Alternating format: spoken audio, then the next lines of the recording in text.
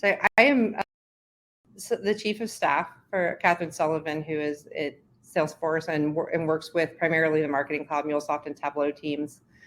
And in that role, one of the things she asked me to do, she said, we're using SupportLogic. I don't know if we're using it as well as we could. And so I stepped in to try to just look at what is SupportLogic doing and where can we. I had a little bit of experience of it because one of my teams was the first team to help pilot it.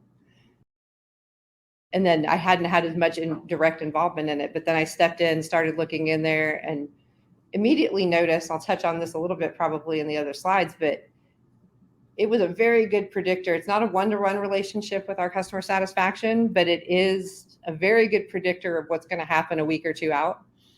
And after I started showing teams that, I started, kind of guiding people along. We should be looking at these things to make sure that we're reacting quickly and turning cases around. Yeah.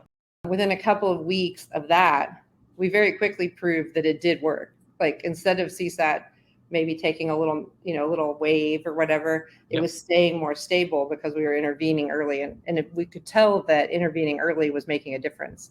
So we ramped up our concerted effort to do that.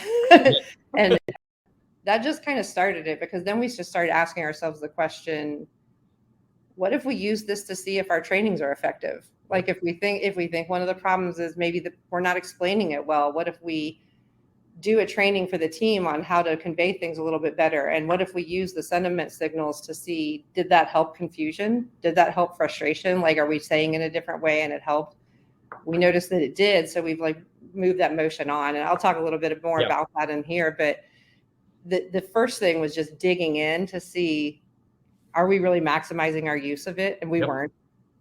Just kind of doing a few ad hoc acknowledgments wasn't really working as well as when we really kind of aligned everyone and went forward.